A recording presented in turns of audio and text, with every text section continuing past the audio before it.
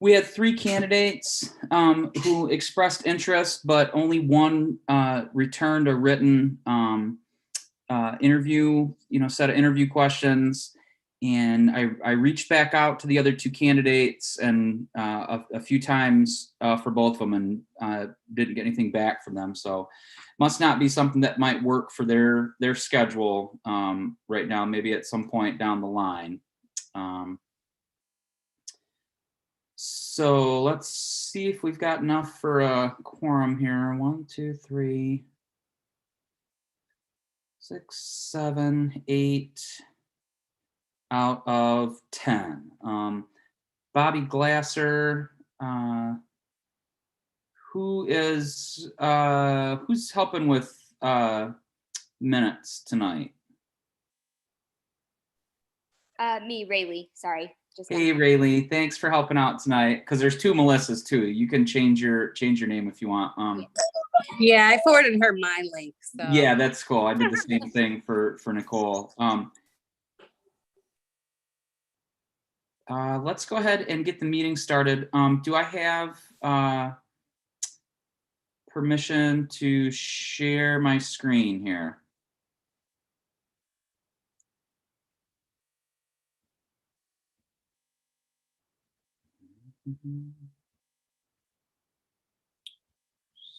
Hopefully.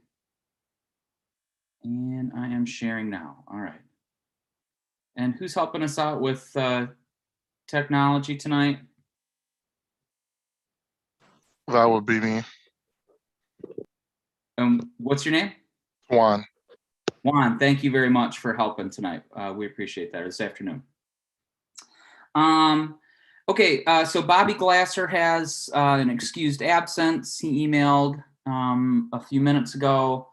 Wayne Bond should be here a little after 5. I think he said he had a meeting. And so that gives that's 8 out of 10. So we've got we got enough members for a meeting. We are recording and also live streaming. Any questions or anything about the agenda, or were there any suggestions or questions about the agenda? Seeing none, is there a motion to approve the agenda?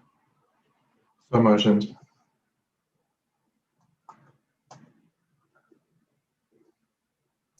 Second. And we got a second, and all in favor, give me a thumbs up. 1, 2, 3, 4, 5, 6. Ian, you in there? So, he made the motion. I should assume, but I don't want to assume because you know what happens. Okay, so the agenda. I absolutely do. Sorry. Okay, so the agenda is approved. Nicole, you should be able to see our agenda. We'll get to talking with you in a few minutes here. I did send out the April meeting minutes. I got a few emailed corrections. Does anybody else have any other corrections for Rayleigh?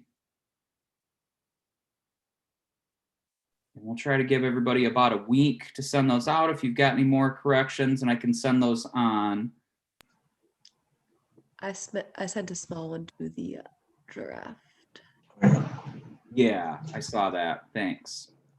Aaron, question regarding timing. Did I understand in those kind of correspondence that there was a person change that I'm not remembering regarding minutes and like getting them to us like more punctually? Yeah, Rayleigh is filling in for Amberlyn while she is on maternity leave. Correct, Melissa? Yes, that's correct.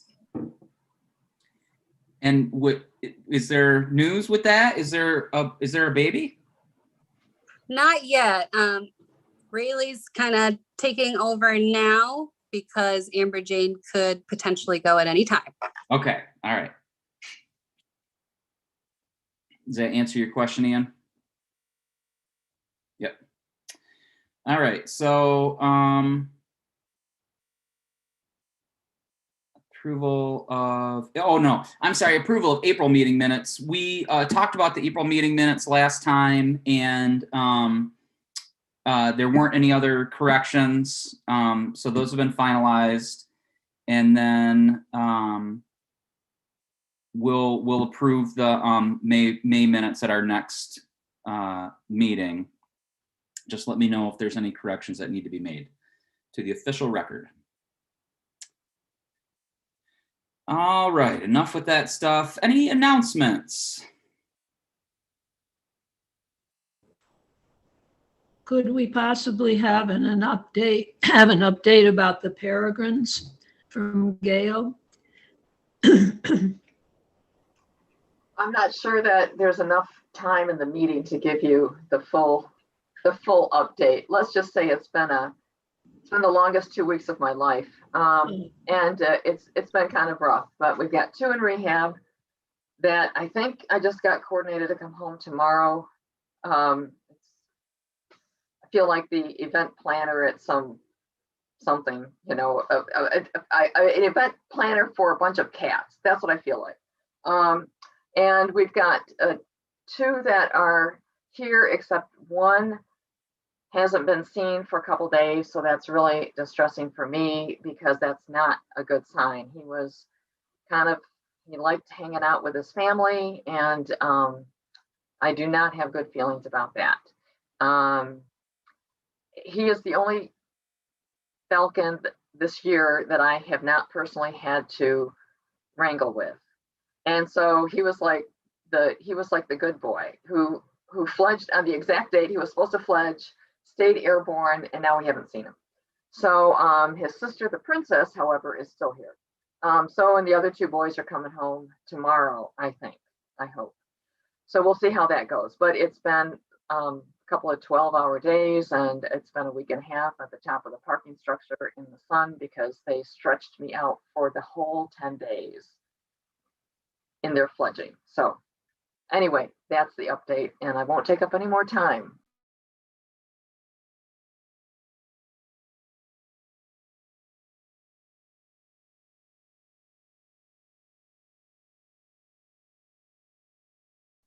You're muted, Aaron. Yeah, sorry, I was dinking with my computer. Thanks for that update, Gail. Hopefully everything works out well. Any other announcements from anyone?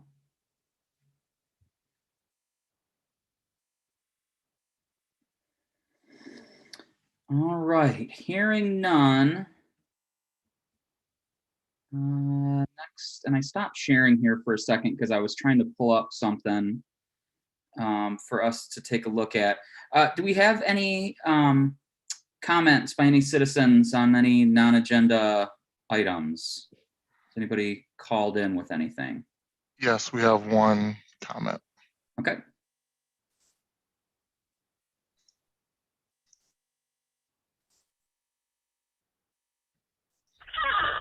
Hello, this is Iris Potter calling. I work in the city at this time and have lived in the Kalamazoo area for a very long time.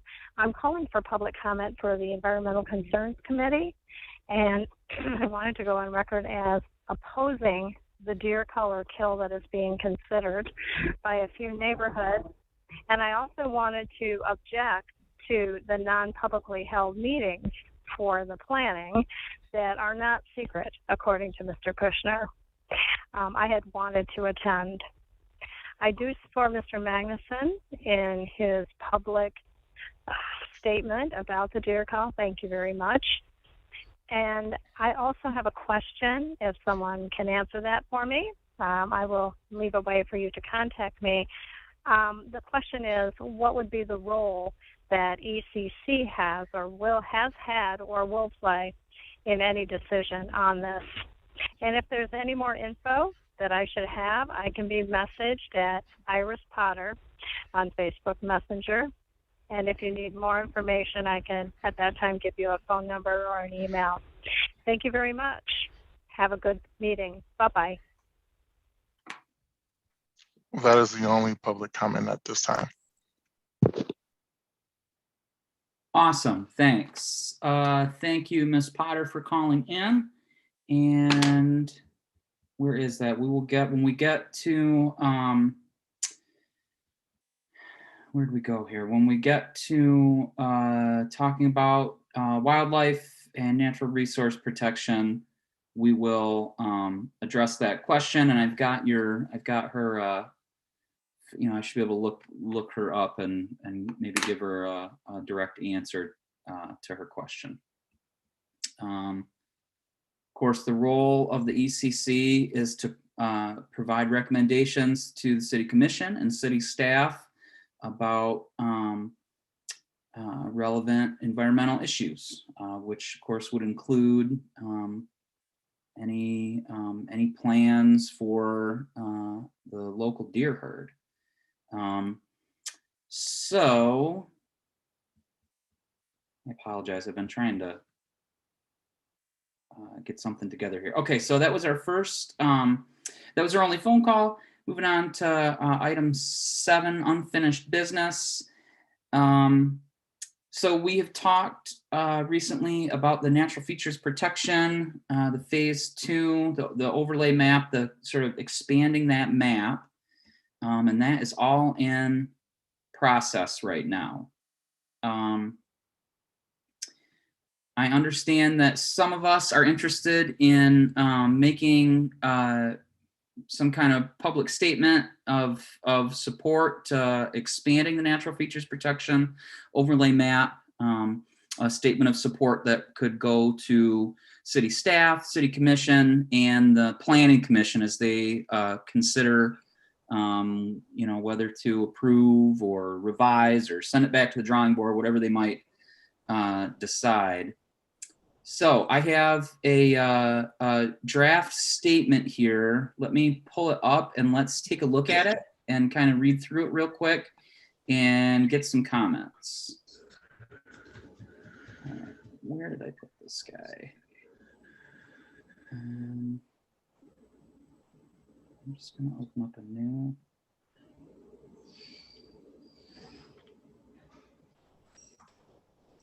Okay, now let me share my screen. We're going to have a picture, honey. Well, honey, I'm just in the process of presenting. All right, can everybody see here? There it is. So you everybody kind of read along here as I read it out loud. The Environmental Concerns Committee strongly supports the Phase 2 expansion of the Natural Features Protection Ordinance and its increased coverage of properties throughout the city. We have noted the effectiveness of the ordinance in its initial phase as the staff and NFP board have worked constructively with developers in the city to take into account environmental features as they plan their projects. The map and the list of proposed parcels reflects thoughtful and careful consideration of features which ordinarily might be overlooked. This increased care for the green environment of the city is important in view of the challenges brought about by climate change and increasing urbanization everywhere, especially in urban areas. We are pleased that Kalamazoo is investing thought and effort in preserving green elements and spaces in our city. All right, comments just generally about the process where it is right now between the Planning Commission and the NFP board, and then comments about this possible statement, which Lori, as a longtime member, current associate member, has thoughtfully prepared for us. Comments? It's a draft for discussion. The Asylum Lake Preservation Association and the Management Council of Asylum Lake have both submitted communications supporting this expansion. I personally, I'm sorry Bobby's not here, but I personally watched the NFP board as they have worked, and I am very impressed with the effectiveness of the ordinance so far and the willingness and ability of board and staff to not just make this a set of rules, but to work with developers. So in my view, the whole process of development in the city of Kalamazoo has changed greatly for the better. in the last little over a year. And I see this only as an extension of that process. I was witness to some very negative comments that had been recorded and played at an NFP meeting last month. And that is one of the reasons why many of us who are concerned with environmental issues feel that it's important to let the Planning Commission know, and thus the City Commission eventually, know that there is broad public support for this.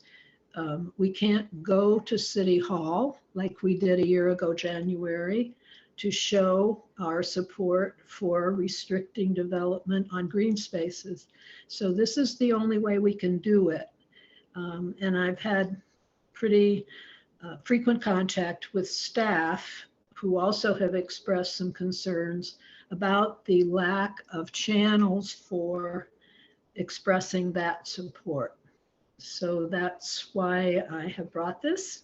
I don't know if it needs to be made a formal motion by someone who is a member, but I do hope that it will be considered, and anything you want to do about editing is fine with me. Lori, I'm curious, the negative feedback that the Planning Commission or the NFP board has received was, do you remember if there were any specifics? Were there any developers that were frustrated about a particular parcel where they weren't able to go through with some plans that they kind of already had, or was it more a general frustration with too much? Yeah, it was definitely just two different residents who were not themselves developers.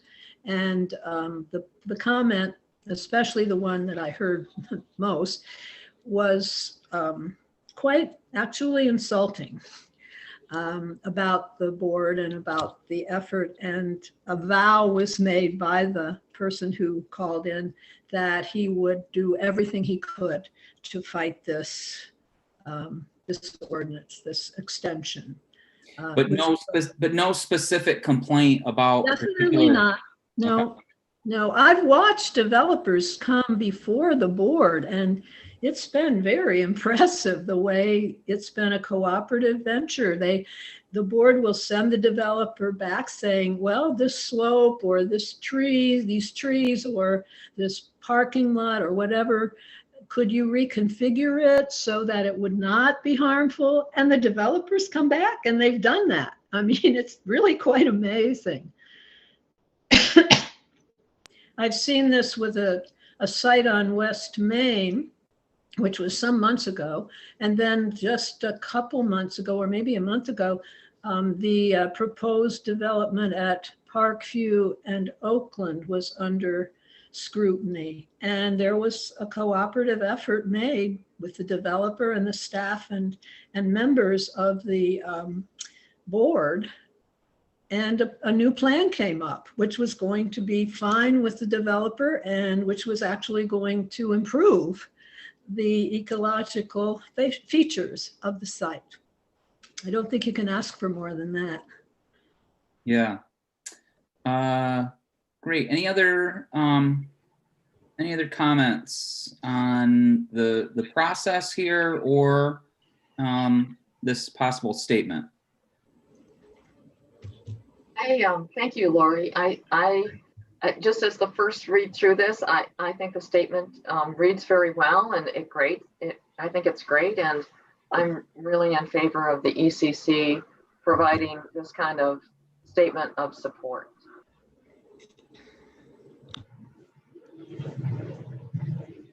I agree. I like the reading of it, especially, and I think Lori alluded to it a little bit in her statement too. I think it's important that we continue to frame this as allowing for smarter development and like more intentional development rather than simply, maintaining green space, though that has an inherent value in itself, of course. But I think kind of to tamp down on some of the calls that Lori is talking about is this is smarter, this is more sustainable, this is more forethought going into development that says, we're going to cut down a 100-year-old tree plant 2 scraggly ones, and then people are going to complain 10 years from now that there's no shade on their property or something like that when it's, more 100-degree days because of climate change. So my only thought that I would add is if we're being finicky if I'm being finicky as a writer, I'd remove the little clause, especially in urban areas, because I think it's already clear. And then add, reiterate on that last statement that we are pleased Kalamazoo investing thought and effort in preserving green elements and encouraging smarter development in the city. But that's all I'd say. Thank you. I had a similar edit that I was thinking of in that same area before you maybe make changes. Basically, I was thinking increased density, especially in urban areas, just so it's not the both urbanization and urban areas everywhere, but that works as well. Hold on, say that again, Ian. Oh, you already did most of it. I was just going to add on that last sentence, investing thought and effort in preserving green elements. And then I'd put comma, right there, comma, and let's see, thought and effort in preserving green elements and encouraging smarter development of spaces in our city. And then also, I'm not sure you can see because you're full screen, Dr. Maliush has a comment as well. Okay, and would you say encouraging smarter development? Yeah.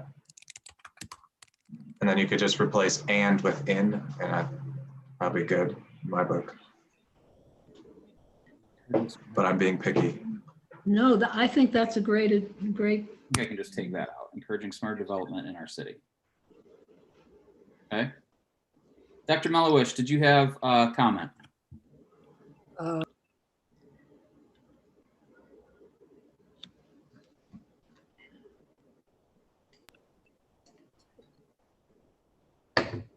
Dr. Maliush, I think you There we muted. go. Am I okay now? Yeah. Yeah, will you start again? I'm sorry. Sure. I think it's a good plan, and I think this statement is just fine. I don't want to take up too much time in the meeting with this, but I've talked to a number of people who have a misconception about it because they think they treat it more like a takings of their property rights, and it's really not meant to be that way. And I think it'll be widely accepted if there's somehow you could get out to the public that it's a cooperative effort. It's not a takings. It's not one of those things where you're losing your property rights. That's right. That's right. So that's my concern. And it's very clear. Now, my next door neighbor got one of those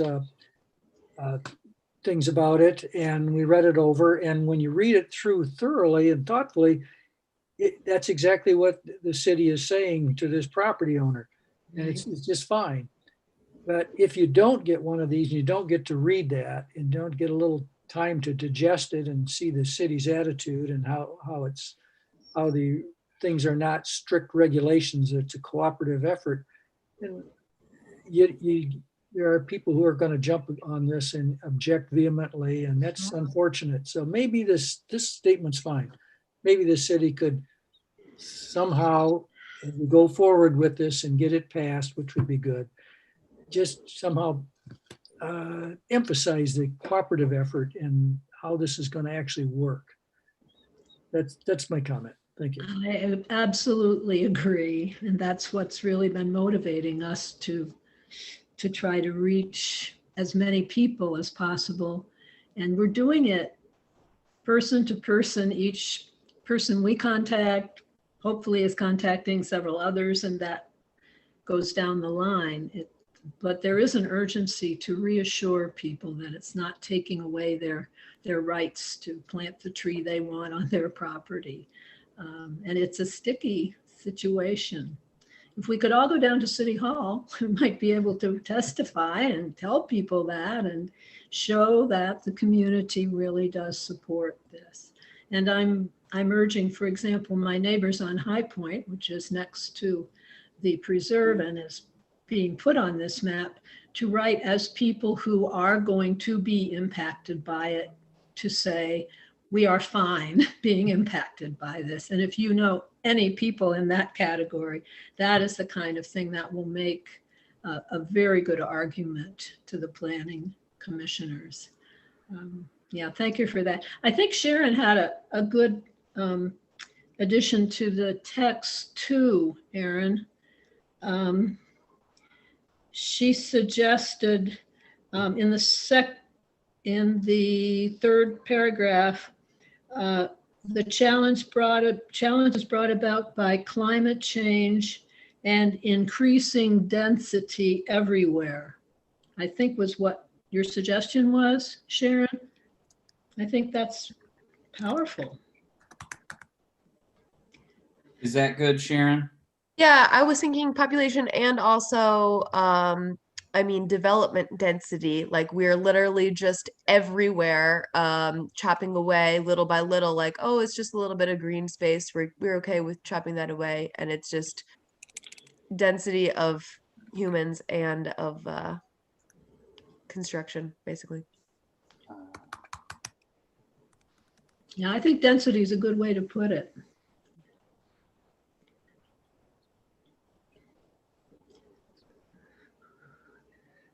What do you think?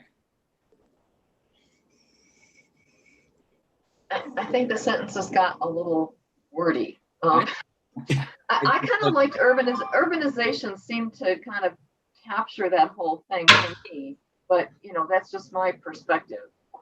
How about urban density? And scratch out human. Human Urbanization development. into population growth development. I thought it was fine as is. Not to be critical of you, Sharon. I think you have great comments. Like, it was simpler.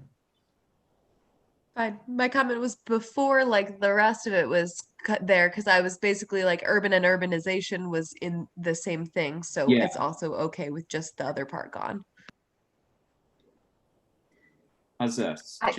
Challenges brought about by climate change and increasing urban density.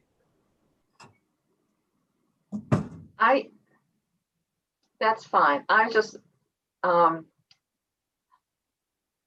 think I'm thinking more like urban sprawl instead of urban density. Like if you kept it dense, that wouldn't be so bad, but it's like when you start like creeping out, like every place else, I mean, that's urbanization. And that's when it's like, oh, it's a couple of trees here, it's a couple of trees there. It's sort of like the death by 1,000 cuts. But I think the point is we're supporting it, and it doesn't really matter what the individual words are. It gets the message across. Right. Aaron, I was going to say in that last sentence, after the comma at the end, instead of and, say, thus encouraging smarter and more sustainable development in our city. Does that work? Yeah, that sounds good. I like it. All right, any other comments, questions? Hey, Wayne, what's up? Wayne, we are looking at a statement that Lori prepared for us, a statement of support from the ECC that would go to the Planning Commission and the City Commission regarding the NFP Phase 2 map.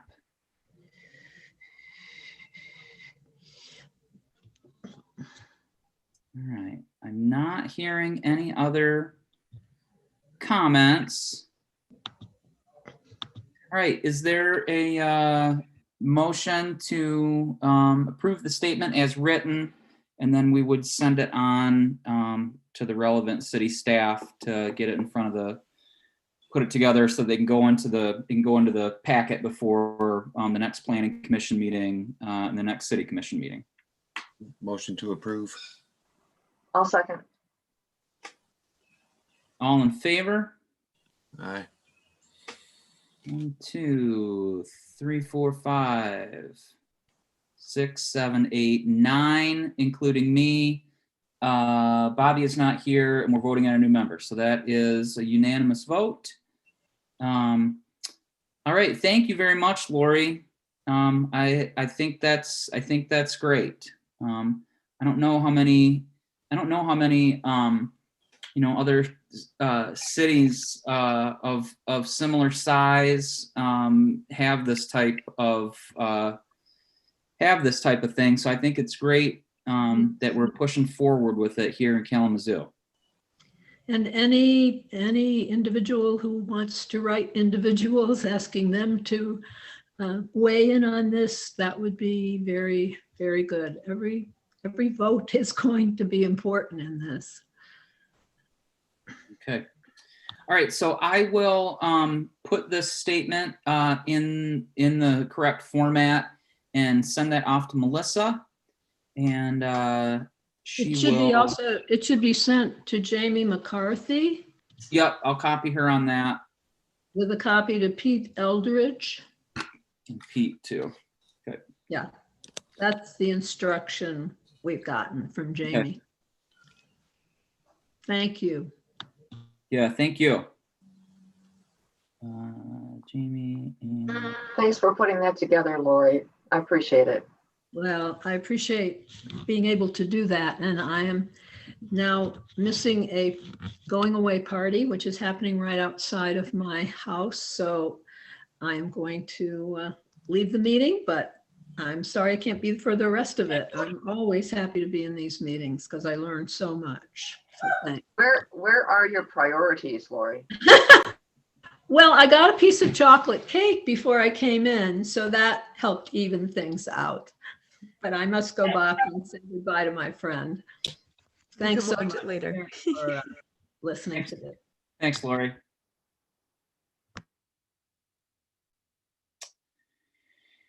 All right. I think this is what I was going to do. All right. We did some business there. Okay, moving on to new business. We were going to do several interviews, but we just have one interviewee today here. I did attach Nicole's answers to our interview questions to an email I sent out earlier today. So if you maybe want to kind of pull that up in another window while we chat with Nicole. Nicole, welcome. Thanks very much for coming to the meeting today.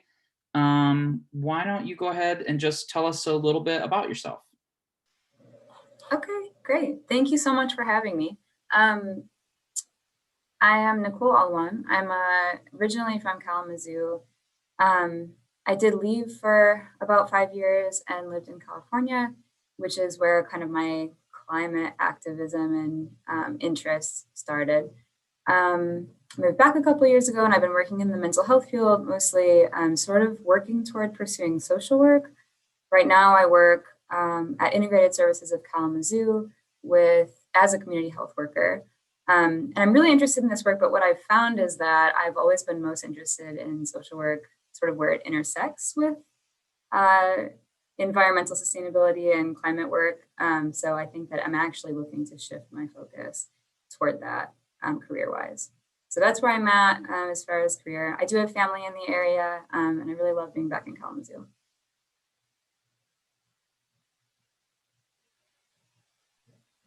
All right. Thanks. Yeah, thanks for applying. Where did you said you're from Kalamazoo. Did you go to Kalamazoo schools? Where'd you go to school? No, I actually went to Portage. I went to Portage Central High School. Yeah. Okay. All right. Does anybody have any questions for Nicole? And we might kind of take a minute here to look at your interview answers. I could ask, what specifically in California, I guess, were you involved in that got you interested in it? That's a good question. I worked for a little while on a farm. I volunteered rather, a farm called Coastal Roots Farm. And they do a lot of work with sustainability and regenerative farming. And they also work with the community a lot. So I got to kind of witness that overlap of community services and social work, sort of social work, quote unquote, and where that meets things like regenerative agriculture and processes that kind of benefit the climate. I also worked really briefly, it was just before I ended up having to move, but I worked in Santa Ana with an organization that basically was trying to green up the city. So I was involved minimally in my first couple weeks there with trying to organize some public meetings and some policy meetings and things like that in order to basically attain more land, city land for community gardening and things like that. But I also have volunteered for years with Common Bond Institute working with Syrian refugees. And I had a couple of instances where climate change and its health impacts and things came up in that work with refugees. And so that really kind of opened my eyes. And I also did a lot of just reading and personal research.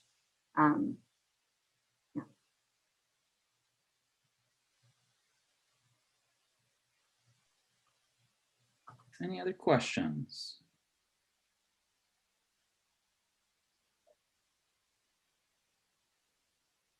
I should say also that I was in an MFA program in California in poetry, and I had a really awesome classmate, member of my cohort, who was a really avid climate activist, and she wrote amazing poetry about climate change and about the environment. And so I need to credit her a little bit with kind of sparking my interest in a different kind of way. Nicole, did you have something specific in Kalamazoo that you were hoping to do something about? Well, I am really concerned from a public health standpoint with our flood response and mitigation. So I'm concerned with the way that the extreme weather events are shifting in Kalamazoo and the way that can lead to increased flooding. I think it's been in the last 12, 14 years, we've had like 400-year weather events.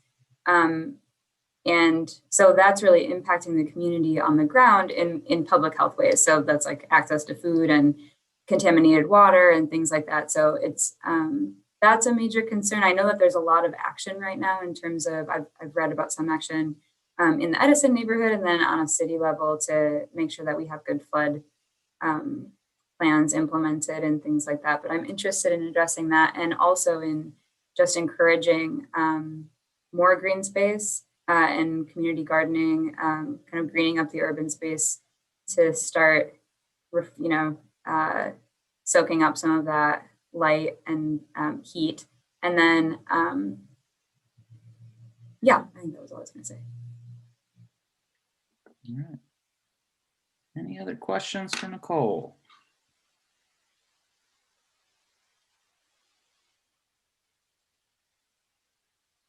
Has everybody had No other question, but just wanted to say, always nice to see another Bronco. I literally just got my yearbook. We went to college together, high school together. So nice to see another Mustang. Yeah, that is coming awesome. out for, not to say that's brownie points or anything. It is good. Sorry, you said Port Essential. I was like, I should probably check this. Yes, that's so cool. It's funny because I lived away from Kalamazoo long enough that it's been so long since I've met another person who went to Port Central at all, let alone while I was there. So awesome. Well, welcome. Yeah. Well, it's good that you checked out her credentials to make sure like she's not, trying From to the area. scam us. Yeah. So thanks very much, Wayne. I got it. I'm going to take a quick personal privilege question too then. This is for work, not for ECC, but since I have you. Since you worked with Syrian refugees, do you happen to speak Arabic by chance? Oh, I speak a little bit, but it's more, I'm half Lebanese, so I did grow up with some bits and pieces, and mostly that's what I have. So no, is the short answer to your question. A little bit. No worries. No worries, thank you. I'm looking for Arabic speakers for a work-related thing. Arabic speakers, I might be able to connect you with, but personally, I don't. And I will try to follow up with you outside of the meeting. Thank you. Yeah.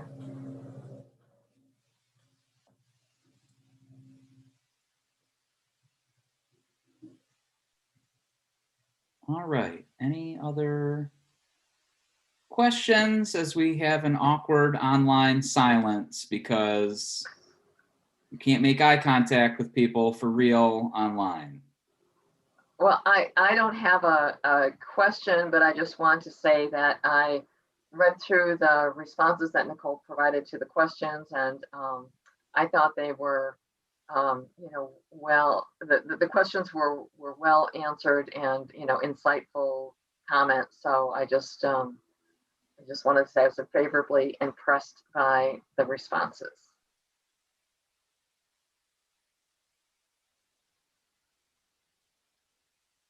Leading to another awkward silence. Yes, another awkward silence.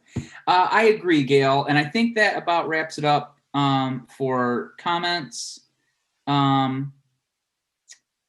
Typically, Nicole, what we've done in the past is we have the applicant wait out in the hall, and then we kind of have a discussion among ourselves, but I don't know if we're going to be able to do that anymore. So I think you're good to stick around here.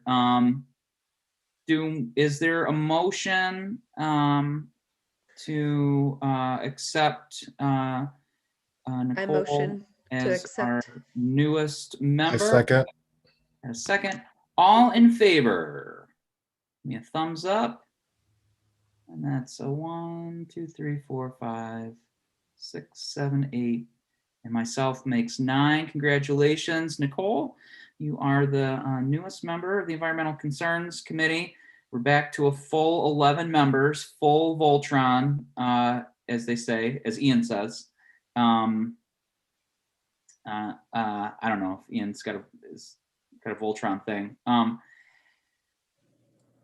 You should expect some kind of paperwork from the city, because I'll send your name an email address to Melissa Drizik is here with us today. She is our liaison from the city. Melissa works at the wastewater treatment facility, and but she also attends all of these meetings, and she will send your name on to the city commission, because that's kind of one of their official things, is to approve membership on all the city boards and committees and all that kind of stuff. So you are, we've elected you on, so you won't be a voting member until you get the you get that paperwork from the city. So hopefully at next month's meeting, it will all be official.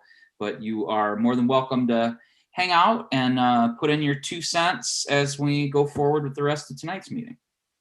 Awesome. Thank you very much. I'm really excited to join. All right, great. Aaron, I have a quick question before we get into committee reports.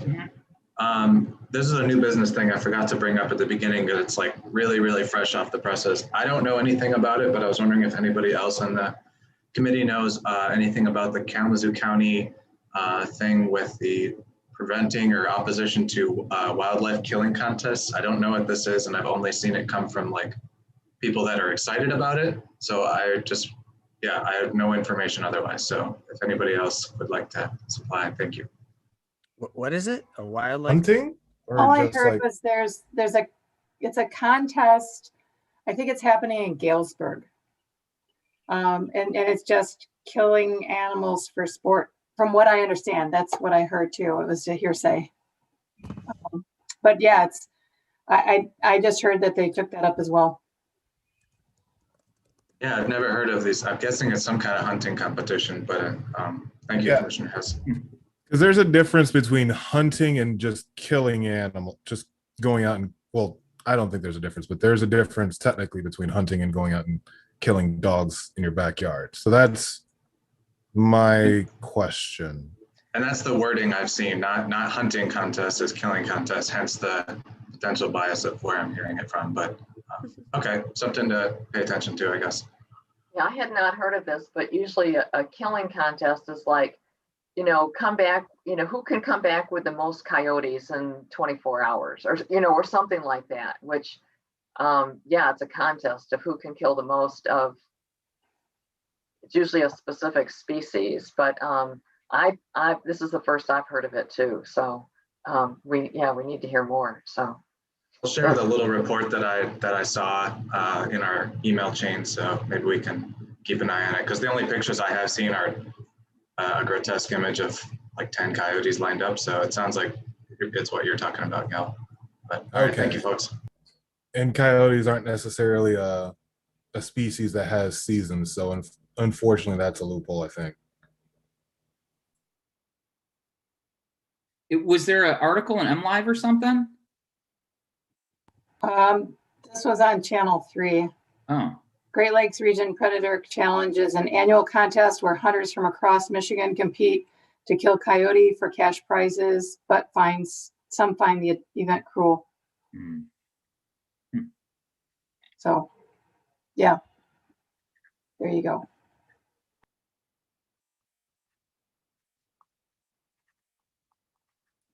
okay. All right. Thanks, Ian. Hopefully we can take a look at that again next week. I'll probably put that on or next month. I'll probably put that on the agenda and we can kind of follow up with that. All right, looking at subcommittee reports. Bobby is not here to report on NFP, the last couple of meetings, but I think we're basically all up to speed on what's going on with the NFP. They had sent, the NFP board had sent their recommended expansion of the map to the Planning Commission. My understanding is the Planning Commission essentially sent it back, looking for some clarification and maybe some, I think, kind of changes in wording. So some edits have been made and now that's being sent back to the Planning Commission before it might get to the City Commission. I saw that the city just posted a video of Jamie talking about the NFP and encouraging citizens to, there were a couple of, I think there was one today earlier and one coming up in a few days for public input about whether to expand that map. And I still haven't, everything that I've heard is that the, like I asked Lori earlier, I haven't heard any specific complaints about any specific application of the NFP hindering anybody's development. And so if all the negative comments are just kind of general comments about regulation, government regulation, I just find it hard to take it seriously if there's not if there's not a specific issue that they have. So yeah, and Aaron, I can speak a little bit to it. I was just talking with Lori, emailing with Lori earlier this week about the thing. You're correct. There was the first information session today. I have heard through a couple people that it wasn't broadcast to Facebook for some reason, so I might follow up with somebody to make sure the next one is, and the next one is scheduled for June 23rd. And that'll be after the next NFP review board meeting, but before the next Planning Commission meeting. So yeah, the city's got a lot of good info on the Facebook page. But yeah, I'm gonna follow up to see if we can make sure that next info session is broadcast to Facebook. I listened to the info session today and it was recorded. So you should be able to get access to it somehow. That's good to know. Thank you.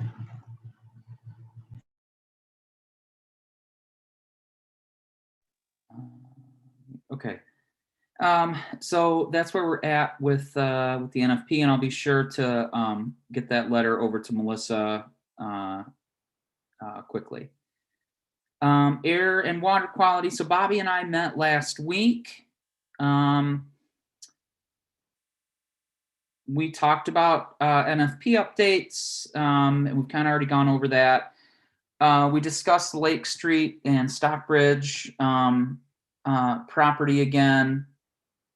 I have invited Public Services Director Baker to come and speak with the ECC again. He was just here in October, and I let him know he's a very busy guy with lots of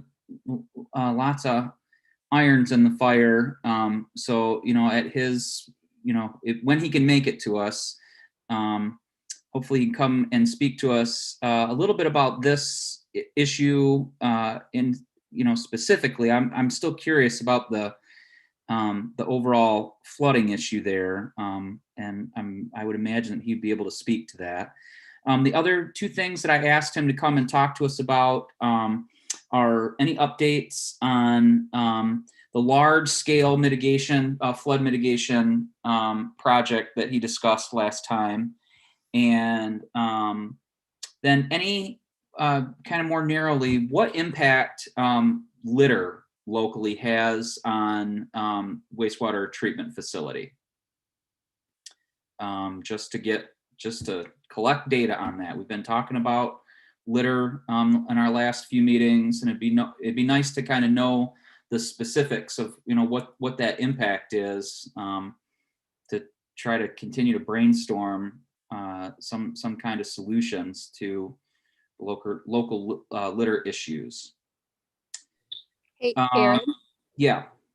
you can also maybe add on how litter impacts stormwater management as well. Okay. Yeah, for sure, because that's two separate sewer systems, right? Correct. Right. Okay. Awesome. So if I hear back from him, I'll kind of tack that piece on. Thanks, Melissa. I did communicate with a gentleman named William Farrell from Michigan Department of Health and Human Services about their ongoing air quality data review. I got the same answer from him as what I got a few months ago, and the answer was no answer yet. So he'll let us know when they're done reviewing that data. I talked to, or I emailed with Monica Brothers from Eagle in the past month, our local Eagle air quality agent.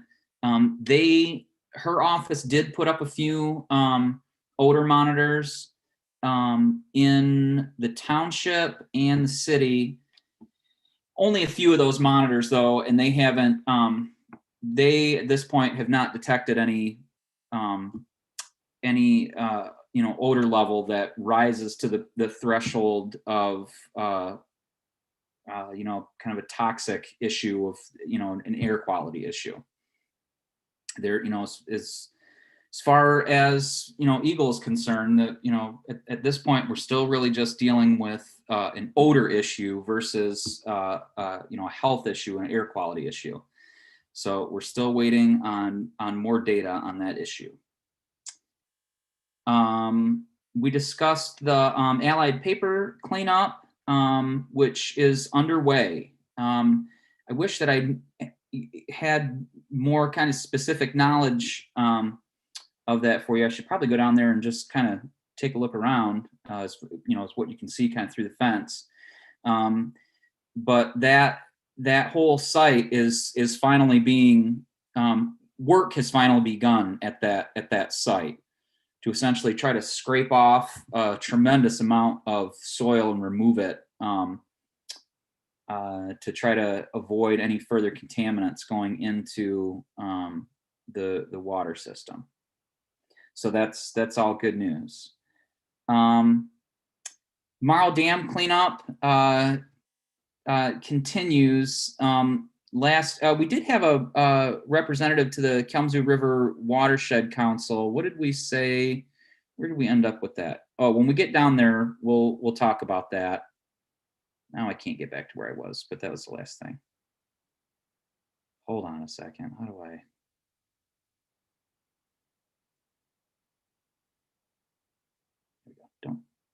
There we go. Okay.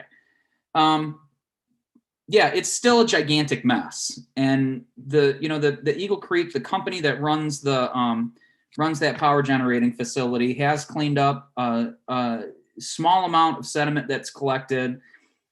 I think I read at some point this month that there are plans for them to dredge farther out than what they already have dredged. And I think that they're still in talks with the state, kind of ongoing talks with the state about continued cleanup. Has anybody have any more input on that? That's essentially all I've heard. Just a little bit more. Yeah, pretty much what you said, but I'll just note that is still very not significant compared to the amount that went down the river. So yeah, it's very, very frustrating. This isn't the exact numbers, but it's something like 1,600 tons of material, and they've committed to like cleaning like up to 100 or something like that, like way Right. below, not even close. Like in the single digits percentage wise, I think. Yeah. Yeah. So that's kind of where we left that. Woods Lake, we haven't heard back from Chris Bovid from the Woods Lake Association in quite a while. I know he did meet with Director Baker and city staff to talk about street sweeping, but also to talk about repairing or replacing the filtration system on the one end of Woods Lake. I haven't seen anybody down there working on anything yet, but that doesn't mean they haven't done it. But I guess I could probably follow up on that.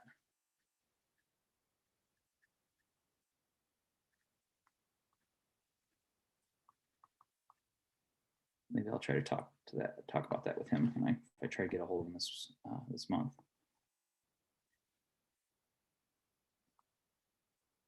All right, so that's kind of what Bobby and I discussed, and then that was it. So back to the agenda here.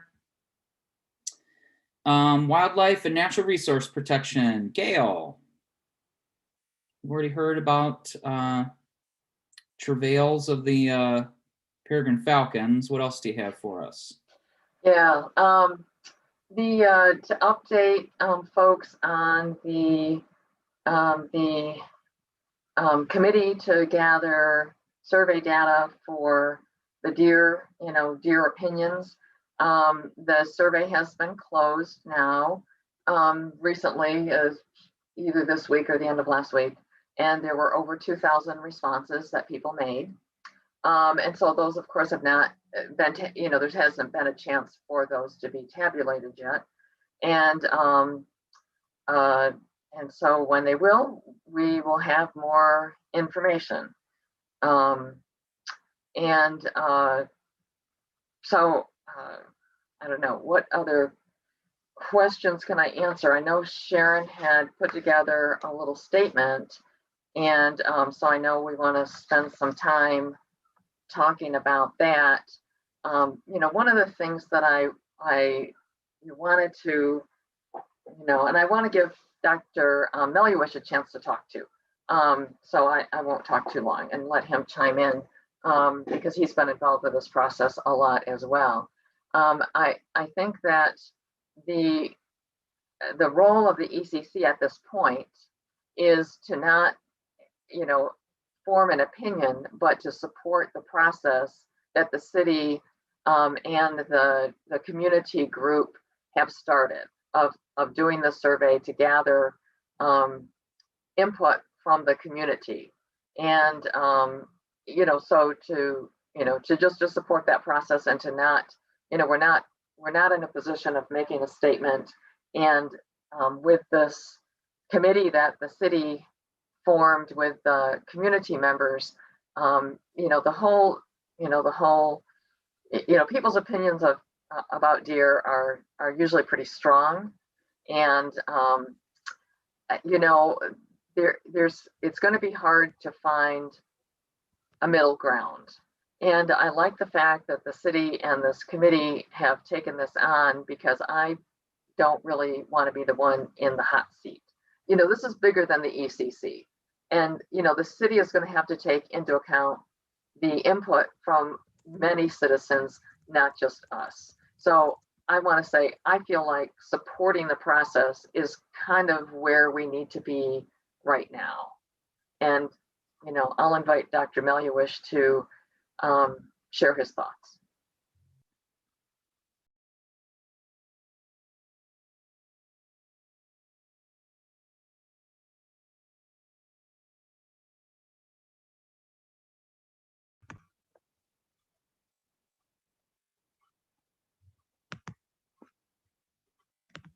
Dr. Meluish, you are muted.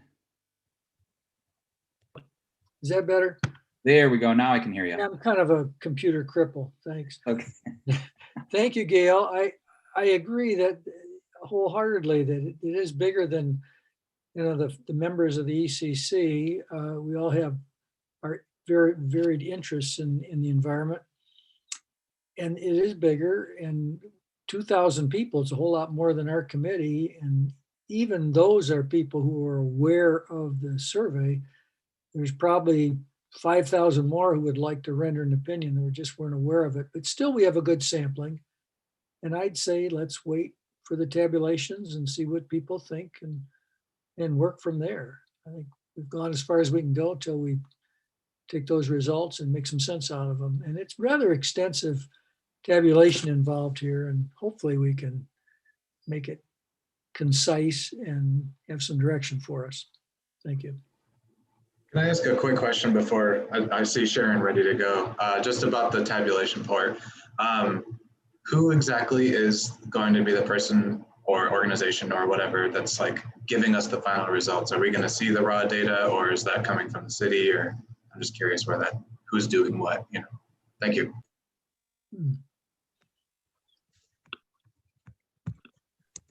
My understanding is that the city will Yes. City staff will tabulate those results. All right, thank you. I would think that it'd be available if anybody wants to look at it. It's nothing secret about it. But it's really hard to make sense of when you go through it yourself. And it'd be good to just look it over and see what we get. It's almost impossible to read it yourself and come to a conclusion about what 2,000 people are saying. I just wait for the city to do it.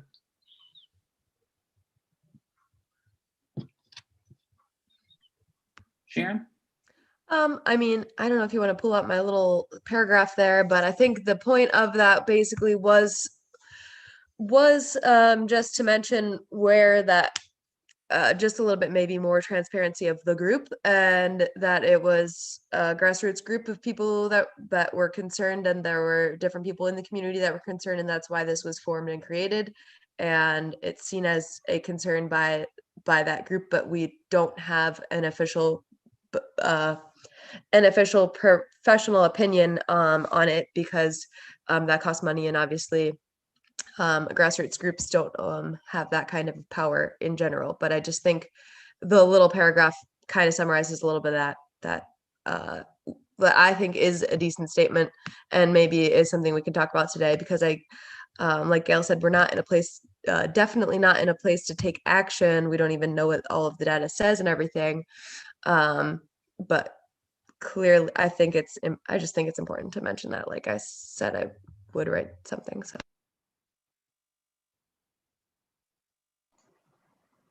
Well, thanks for writing that. So I do have a question. When you said a professional assessment, what can you fill me in a little bit more on that? Because I don't know what profession you're alluding to. It's like, well, we all have different professions. So I know. I don't know what profession would be the right one. Yeah, I understand. And I was toying with the wording for that too. I guess when I was talking to people about this issue in general, they said that like the DNR would specifically be involved in an actual assessment. So some kind of an official scientific assessment other than the scientific opinion of there possibly being a problem. I think we don't have any official assessment like that. So you mean an assessment, like that might include a density study or something like that, so you would encourage the city to spend the necessary money to have a density study done, or, something along those lines. Because you're right. I mean, this was put together by citizens. There's no funding that has been put into this. So it would be in the city's, that would, the next step would be for the city to take that action. Yeah, and I definitely don't think they should be taking any action just based off of the survey when there isn't any official professional data that also is with that. So I guess at the end of my paragraph, if we want to look at that, was something like, if there shows to be enough concern of people thinking that this is an issue in general, then the next step would be getting an official professional assessment to see if it is an issue in that viewpoint as well.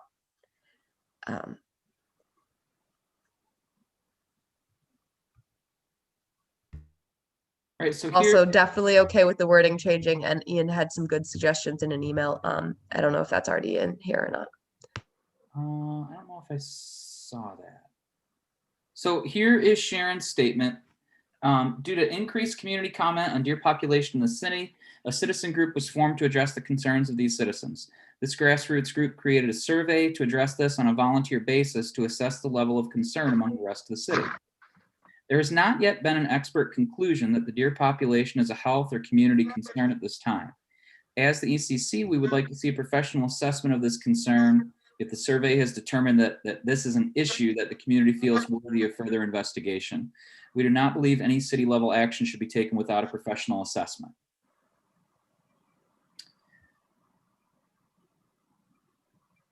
Would it be wise to possibly say similar locations and localities have done some? Unfortunately, the deer culling in Ann Arbor had an assessment done before, which was able to aggregate how they were able to get to that point. Reaching out to these localities, so we're not trying to like just flailing in the wind, is a way for us to either understand who to possibly work with to get this information, or who probably may be biased, who have led to the cullings. I necessarily don't know. That's something that can be considered. However, instead of us kind of circling the wagons again and kind of spiraling, it would be easier to reach out to other locations to get options for that assessment. You know, all of that data has been accumulated by this it's an ad hoc committee that was put together by the city and citizens. And there's that is an extensive amount of information that has been compiled about that. So, you know, it's been done already. So it just, you know, you're asking for it to be reviewed by the city, and it's been gathered, so that could be reviewed. But I'm concerned about just leaving it as a professional assessment, because that doesn't really, you know, it's kind of vague. It doesn't really specify more. That's specify maybe what you're asking for is a scientific process. But I'm wondering if we need to wait for a tabulation to be done before we make a statement, because that's fine. Now, you know, right now it's a little like if this and then this, and it's a little, I don't know. Maybe we just don't have enough data, accumulated from the tabulation to really make a statement. Yeah, that's totally fine. And I think if we do wait for that, then I would have more to go off of for wording, because I think we could even say some more suggestions of what would be happening, because I really don't think the way Ann Arbor handled it was great from everything I read. And I think there's so many different options that we could do that doesn't involve that. So. Well, and if the tabulation is done, it may end up being a non-issue. So, Exactly.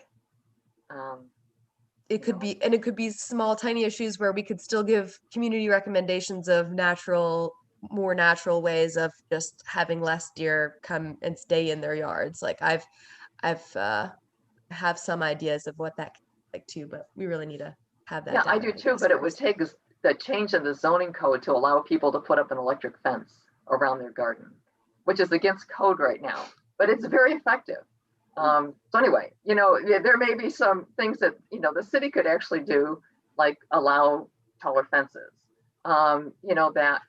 that are against, against policy zoning right now. Anyway, you're right. There's a lot of different options, and I think we'll have more, we wait till the tabulation, we'll have more specific things that we can comment on. I think maybe a different way to phrase the professional assessment portion is almost like a third-party confirmation of we'll get the survey results. That'll probably highlight whether or not the city could justify resources on it. If you get 1,800 people saying, yep, this is an issue, it's probably easier for the city commission to be like, all right, let's let's call in the DNR, let's like get a real good number on this before proceeding on anything. So maybe we can save the statement for the next one, but maybe because it sounds, I hope I'm reading that right though, that it's just a little bit of an independent verification. But I think I'm really looking forward to those survey results too. So, yeah. Thanks, and well said. Yeah, if there's a large citizen input, that would provide impetus and justification for the city to, to look into further surveys or data gathering.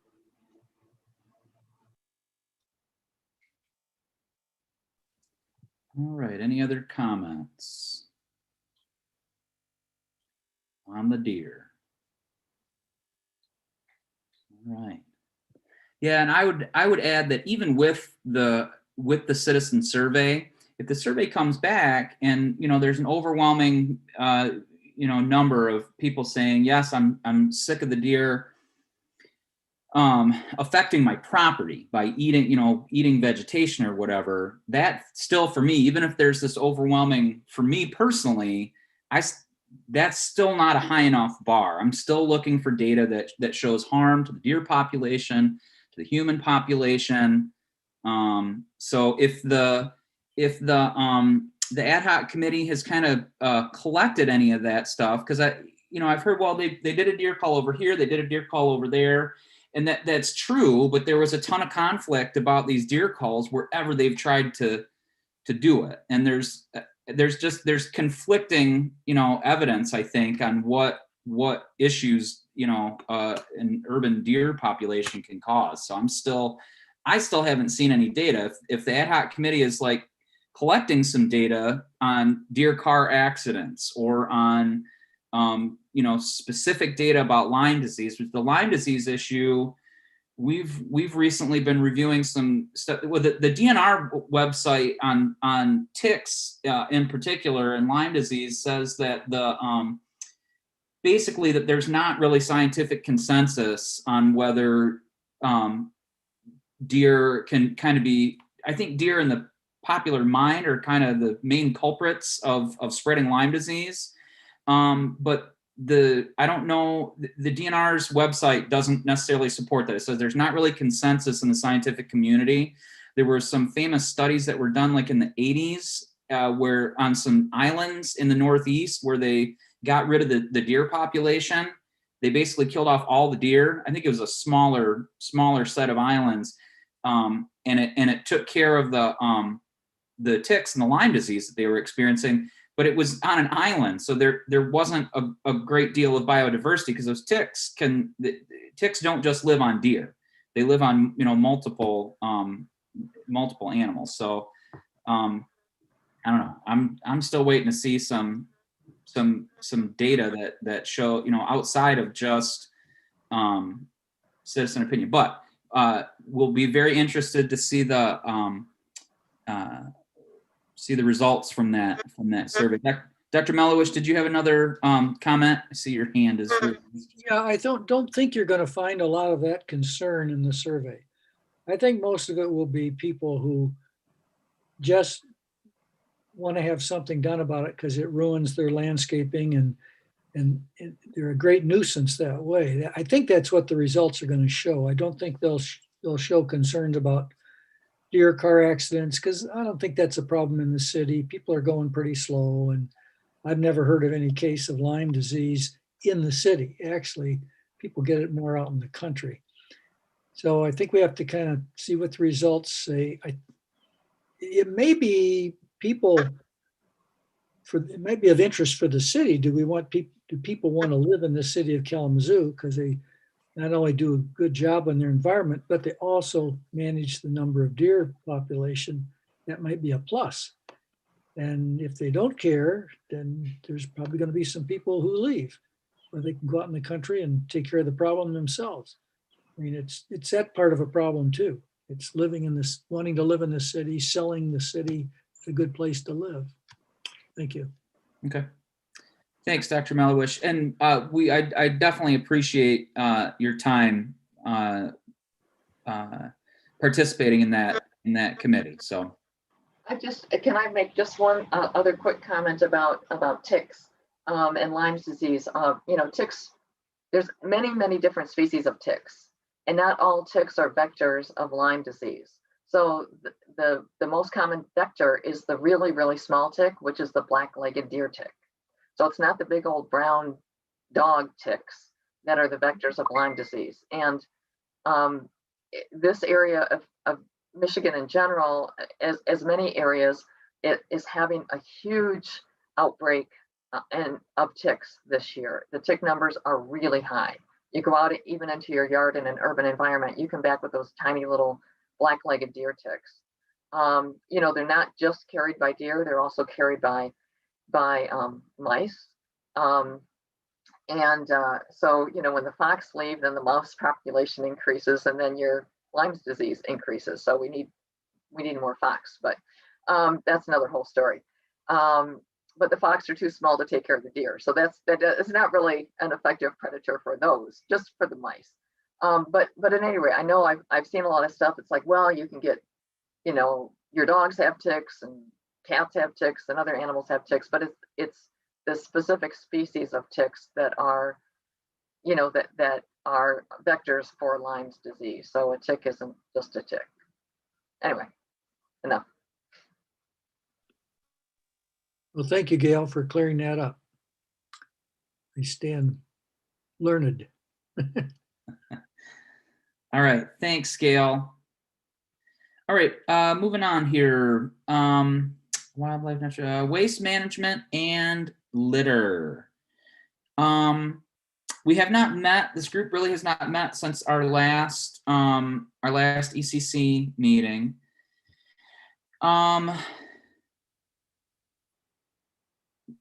In my mind, we're kind of stuck in the brainstorming phase of, and kind of what were we hoping to accomplish with this group, because there's litter on the one hand and recycling on the other hand. That, I mean, they kind of go together, but there's lots of stuff in there. Wayne, you had a question about the contract with the Republic contract. No, what's the contract? So we were reviewing the Republic contract. I didn't know if we were reviewing that, what the context was around it, just because I've gone through it multiple times, taking my notes. And I didn't know if it was to be replicated for the styrofoam, because I know the styrofoam project is very, very big. Good. Again, I'm someone who has 1,000 things juggled, and I just got back into ECC stuff 6 weeks ago. So I was a little confused on that. So I'm now understanding that it's more for just ensuring that Republic is maintaining what they're doing. So now that I have that context, I'll be reviewing that Republic contract again. And that was my main thing, is the context, because you can review it 100 times, but if I didn't know if it was for replication or for maintaining compliance, that's the word, compliance. So that's the context that I was really looking for. I did send out the doodle. I think the days are going to be expiring, so I'll have to send out another one just to get that set back up. But other than that, that was just really, I was kind of in a little daze, just trying to figure out what the through line was. Okay. Thanks for going through that again, Wayne. Sharon, do you have anything? I don't know if we mentioned last time, because we had talked about the litter. I do think it's really awesome, the ambassadors that we have downtown for the downtown partnership. That's not City of Kalamazoo, but I do think there are other ways that we can also increase litter pickup and just not having it happen as much if trash cans are maintained properly, blah, blah, blah. I think there's some tweaks and suggestions that we could. So yeah, I think we just need to meet again, and we can do some things. I can offer, go ahead, whoever was talking. Oh, I was just going to say, I noticed that, there's a new ambassador group downtown, the Kalamazoo Ambassadors, and since I've spent so much time downtown in the last 2 weeks, I've seen them in action, and they do a lot of that, of I'm like, well, it's nice that they call them ambassadors, but they kind of look like, you know, what their jobs have been is a lot of trash cleanup and keeping on top of that. So I think that is really helping. And I wanted to say, I noticed the trailer at the farmer's market with the poster on it, the signage. It's beautiful, beautiful, Sharon. I love it. Nice. To Sharon's point about reducing the litter that's out there to be picked up, I know I'm often the guy railing against anecdotal experience, but in my recent anecdotal experience of the last month, I've seen not one, but 3 separate instances of people just simply throwing garbage out their moving car. Once in a drive-through. So I happily told the employee, person in front of you just made more work for you. But it made me think, one, is it possible, like, and I know we can talk about this in like the subcommittee meeting or something, like, what about like drive up garbage cans at like intersections or something like that? Like to give people the opportunity to actually get rid of their stuff if throwing it out a window is really what they want to do. Maybe we can put a nice basket to collect it or something. That was just a thought. It's a good thought, but I've seen trash literally right next to the trash can. Right now, in pardon my language, people just don't give a fuck. Like there's a reason that traffic is down, but traffic accidents are up. Like there's a lot of animosity in our society right now. I think if we were to put any emphasis in it, it would be to, I grew up with recycle campaigns. They made a mark on my generation. That's not a thing anymore. So I do think that in this new era of things opening back up, it would be better suited to try and put our time into more of like an education campaign, as opposed to more just dumpsters and places for people to not throw their stuff away, because, and then we'd have to talk about who picks up the stuff and who drops it off and then who sorts it, because obviously we're going to sort it because we're not going to just throw the stuff away. Like that's a rabbit hole that could be served for later once we get people to think more holistically about where we want to go as a community. So absolutely. Jean Hess here. I agree, and just heard a communication from a citizen concerned about downtown recycling, and Andrew Hahn at Downtown Kalamazoo Partnership. They are installing recycle containers throughout the downtown city.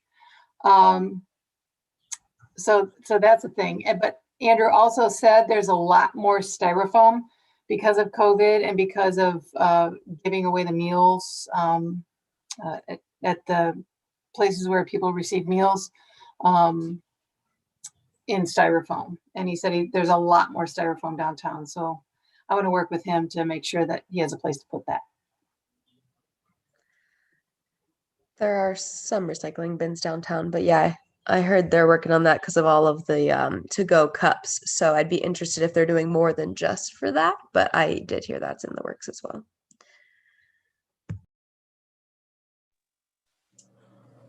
This is a really like huge endeavor idea, but I've been thinking a little bit about incentivized composting and recycling as it is happening in like San Francisco and LA. I know San Francisco in particular,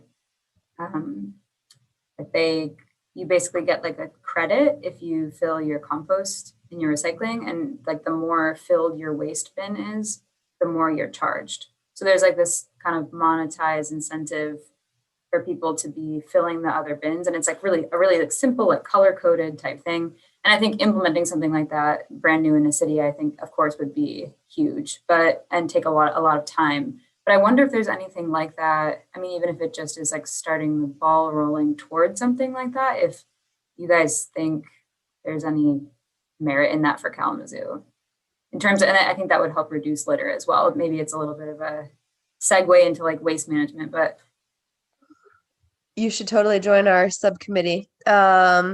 Also, yeah, that's like kind of how they do things in Germany as well. And one thing that I'll just note with that is what we would absolutely need with that is actual auditing of what is going in our recycling bins, because incentivizing it is going to definitely add to more wish cycling, and that if it's not also combined with penalizing for putting trash in people's recycling bins. So, and that is not happening right now, I'll just say. It's good to know. I didn't even think of that.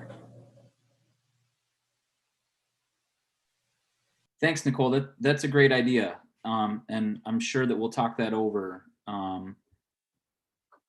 when we get together to talk about recycle. Yeah, I know. Thanks. Okay. When we get together to talk about litter and recycling next, which you are welcome to join that committee. So our subcommittees here are basically all standing subcommittees. Most of us on the ECC visit other committees, either as voting members or as observers. Ian visits the Planning Commission, Gail visits the Tree Commission. There's an odor task force that I try to get to most of those meetings. But we've got some openings here you can see on the agenda.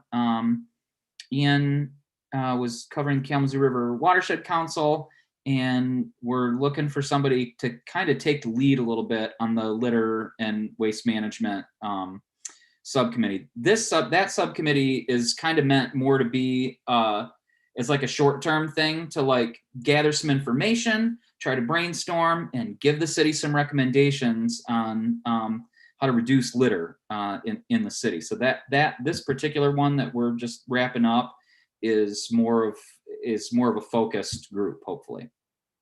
So I'll send you this stuff in an email with some questions just to let you know and give you a chance to think about how you might want to plug yourself into what we're working on here. Awesome. Sounds great. Ian, have you been to the Planning Commission? You are muted, my friend. Thank you. I was hoping to get to the meeting without doing that. Yeah, so no, I had an appointment that day, but I watched part of the online recording that they have on YouTube. And so you talked about the NFP stuff already. They reviewed a lot of the Imagine Kalamazoo zoning updates as well. And there's one more thing. Oh, there was one commercial zoning, like just a simple property change thing on Wall Street. But they're also facing the same issue that we have right now, in that they have 2 meetings now that don't have their minutes uploaded on the website, and that makes it a lot harder to review stuff when we miss it. So part of that's my ego trying to protect me from making a mistake and missing the meeting. So I'm not blaming anybody on that, but it has been a challenge, both for our meetings and apparently the Planning Commission as well. So I'm looking forward to that being resolved. But not much to report is the bottom line.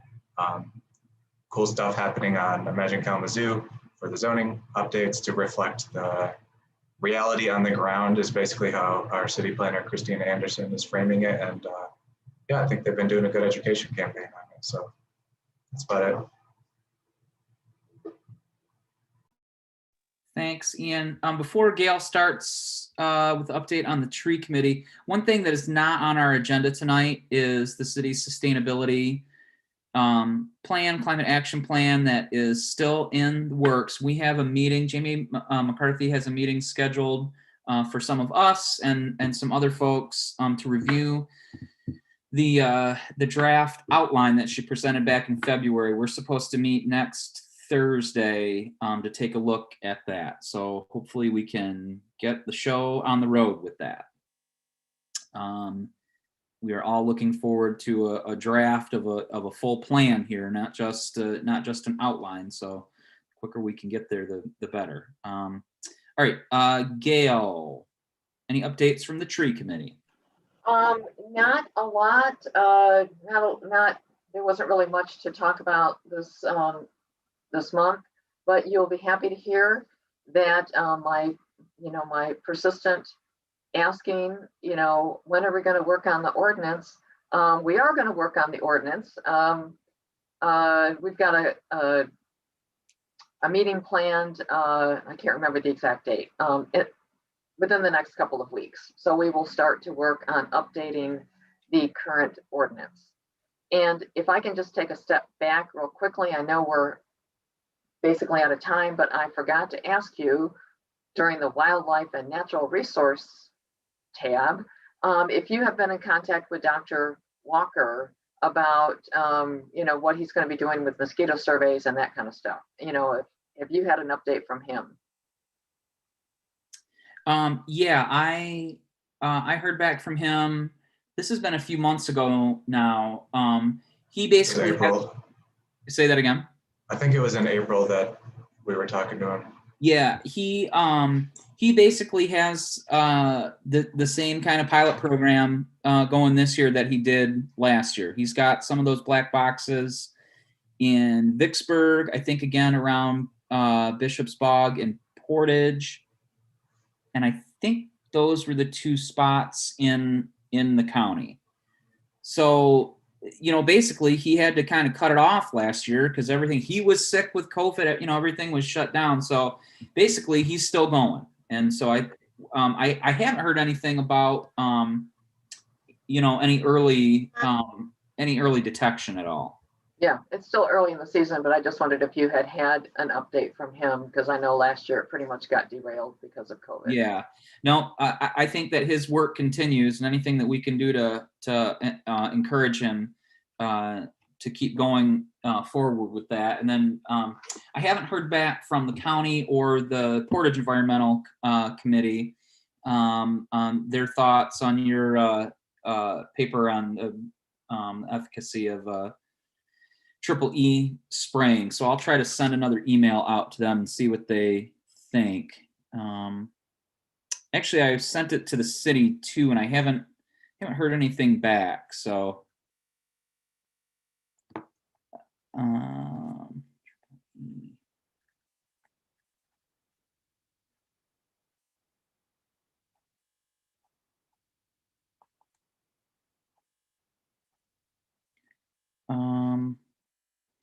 what's next? Sharon, anything from the Asylum Lake Policy and Management Council?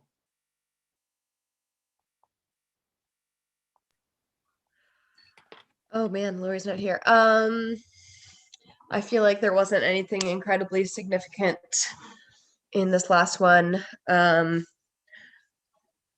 Yeah, we talked about, I guess, the most memorable in my mind, because it did go a while, but I feel like we talked about the parcels on the northwest corner, and if there were potential possibilities of trying to figure out how we could potentially save some of it. I don't know. Anyway, nothing really determined, but I did mention that there had been a lot of community backing of wanting to not see that be a car wash in general, and really it's still at a standstill. So nothing actually new except for I'm back. Perfect timing. It's over. You're right, Sharon. There have been some efforts on the part of the mayor to see if something could be done to save at least part of the property from development. But as you say, no progress at the moment. And there is always the threat hanging over, since Mr. Tarani still owns the land. So some efforts are going to be made in the community to see what might be done to save that little piece of land. But there's nothing happening right now. Yeah, if anyone.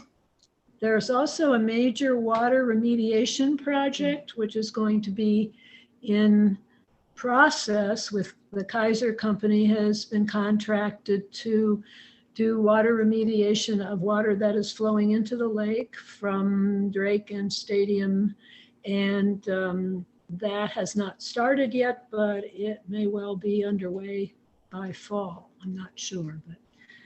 Yep, that's still in process. And I was just going to say, if anyone out there in the community or here has a few $1 million to spare and is interested in saving that land, totally talk to me and we could try to make an offer, even though it's not for sale right now, but just throwing it out there.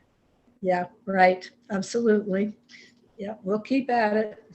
We should make that call every single session. I forgot that people watch this. Yeah. Yes, we should. Yes, great idea. I love that. Shameless plug. Yeah, and buy your lottery tickets, but yeah, I like the solicitation of funds. Right. Absolutely. We can't stop. All right. Thanks for the Asylum Lake update. Rob, you had a chance to visit with Parks and Rec. Not live, but the update that I received was, that the Adopt a Park program has had some success. They've officially named 11 ambassadors to the 20-something parks. So there's progress there. And if you haven't had a chance to check out the website and potentially adopt or refer a friend who wants to get activated or active in their community, there's still some available.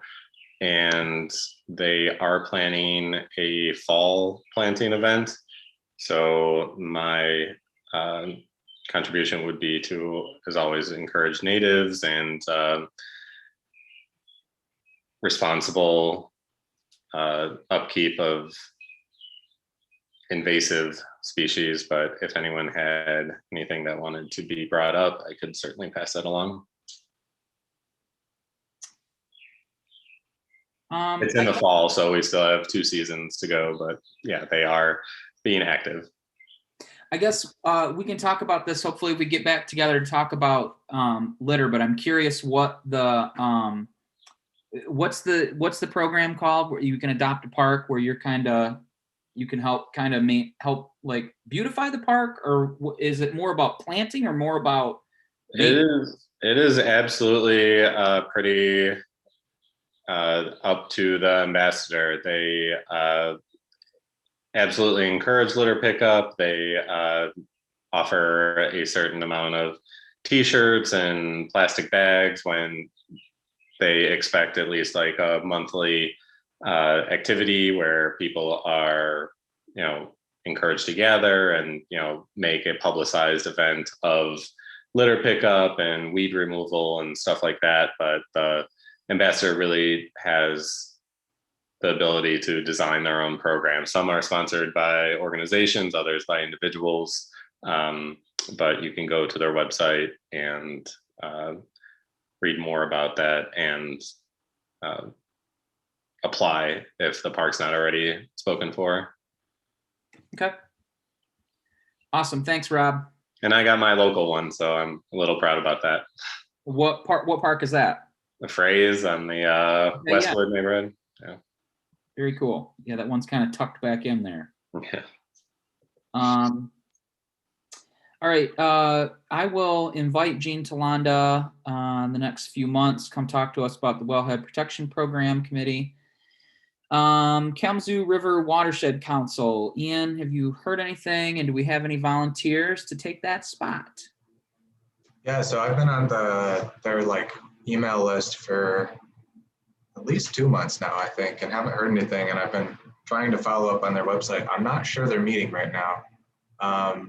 So that might be an easy committee assignment for somebody. I have been trying to pay attention to the Morrow Dam stuff, and we've kind of already covered that. The other river-related thing that I could mention is the Kalamazoo River Alliance, a separate group, had a river cleanup, I think 2 Saturdays ago. And yeah, that's about all I got. So I think we could probably even just put Kalamazoo River ? Instead of Watershed Council for now, just to keep an eye on river stuff. Okay. All right. And the last subcommittee report is odor task force. I did make it to the last odor task force meeting a few weeks ago. Everything is still kind of in process. The main thing that the biggest piece of construction that the city was planning to do was to reroute that junction chamber that is on Graphic Packaging's property. That's like 25 feet down. So they've got to dig all that stuff up there and then, connect those pipes in a different manner. Because that was a big source, a big single point source of odor. That project won't be able to start until almost a year from now. So spring of 22. Graphic Packaging's expansion is ongoing. They're having a big expansion right now. So there's a ton of construction going on right there and trucks in and out every day. So the wastewater treatment facility that's going to take care of that project is coordinating with them. And they're not going to be able to get in there. There won't be space to do all of that stuff until next year. But that was always kind of the idea when they kind of put the plan together. Graphic Packaging now has 16 odor monitors on their property. And they're continuing to collect that data and communicate with the company that manufactures both the software and the monitors. They didn't yet have any kind of baseline data or graphs to show what kind of basically hydrogen sulfide is being, what levels of hydrogen sulfide is being detected on their property. And I kind of pushed for that in the meeting. We'd love to see some baseline over time, some data to see, how much, how much odor or that hydrogen sulfide gas is on your property. The city is also, the way Jim Cornell said it, who manages the wastewater treatment facility. They are, I don't know if it's this month or next month, but relatively soon, there's going to be a web page that is dedicated to odor issues. So anybody in the city that wants to make an odor complaint, now instead of calling Eagle to file that complaint, which you also can do, and Eagle needs to hear that if there's ongoing odor issues. But the city's going to have kind of a responsive website, and that data from the EnviroSuite system where they're doing all that odor monitoring will be publicly available there, and you'll be able to go to the website and let them know if there's an odor issue so that they can try to address it in real time. The other odor mitigation stuff that they're putting in, all that stuff is in process. It's kind of ongoing. So it'll be interesting to see how things go this summer. It's definitely hot weather. Again, I haven't been down there that much this year to sniff for myself. Has anybody else been down there recently in the last month or so on kind of the northeast corner of the city? How's that? I drive through there like a couple times a month, and I haven't smelled it yet, but yes. Mr. Brown? I have too many allergies. I wouldn't. Since I live right there. I've kind of noticed a different odor. I was wondering if they had added something to it to maybe mask or something. Yes, the Graphic Packaging definitely adds. They add chemicals to their. There's like a sweeter odor to it. Okay. As an auto mechanic, I'm recognizing something a little similar to antifreeze. Okay. But it's still as regular as ever. Okay. Just a different color to it. Okay. All right. Doesn't sound like an improvement to me. Yeah. More chemical. Yeah. Well, it'll be interesting to see if our friend Monica Brothers gets any more complaints through the summer. And I think that's about it for me from the odor task force. Sharon? I just want to circle back real quick to the river thing. I wanted to say the stats from the river cleanup that I read. There was over 3,000 pounds of trash that was picked up in the 3 hours, roughly 70 to 90 volunteers, and 580 pounds of it was metal weight from in and by the river. Wow. That's a lot. Yep. Okay. All right. Thank you, Sharon. Anything else for the good of the order here this evening? We had one public comment that came in a little late. Just wanted to let you know. Yeah, let's hear it.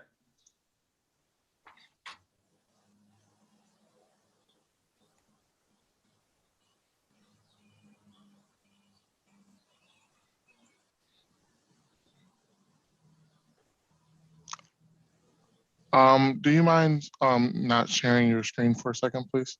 Yeah.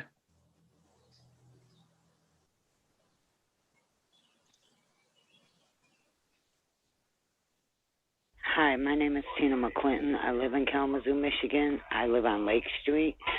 I was calling because I couldn't access the Natural Features Protection meeting today on Zoom, I guess.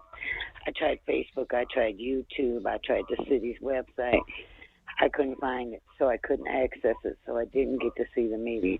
I'm going to try to see if I can get to it. But I was just wondering, are we going to save this little green space next to me? I mean, it helps so much with flooding. It's a little piece of country in the city. It's from lake to Stockbridge. We have lots of wildlife there, lots of animals. It's just peaceful in a crazy day. I appreciate all the help that you guys have been giving me, and I don't understand if you're saving a green space, but then you're going to develop on it. How are you saving that green space if you plan on developing on it? See, this green space helps us with flooding because of the fact that it hasn't been touched by mankind.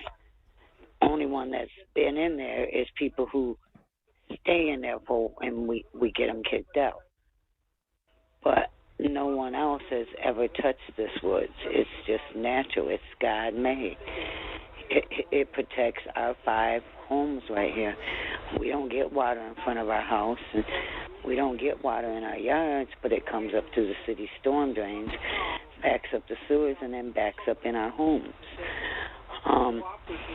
We need this little bitty green space to survive, but we need it to stay a green space to survive, for us to survive as homeowners, because the flooding is horrible around here. It's getting worse and worse and worse.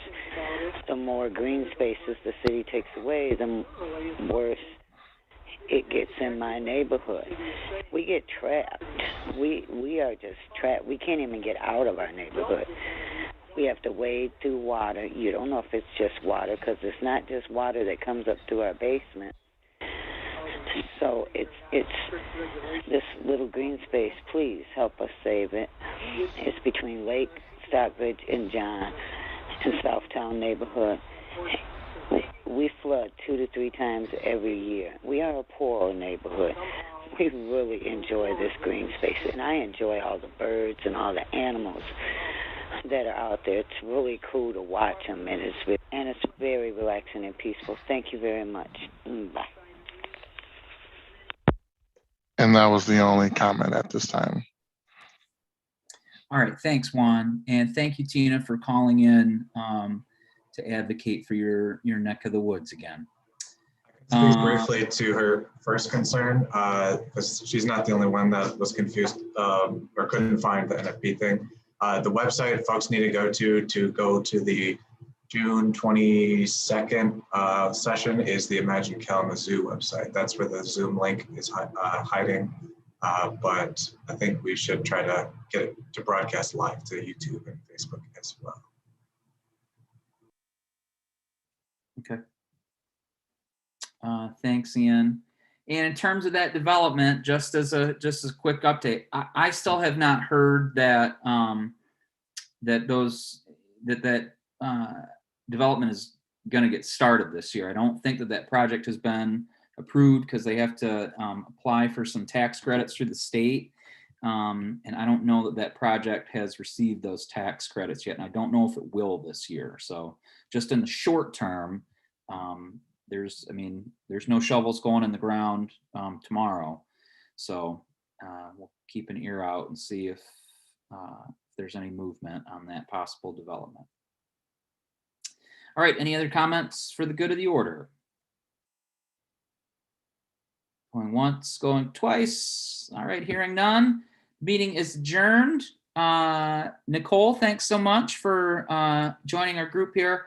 I'll send you an email, and I look forward to seeing some of you in some subcommittee meetings here over the next couple of weeks. It was really good to meet everybody. Thanks. Yeah, you too. Thanks, Nicole. Thank you. Bye-bye. Goodbye.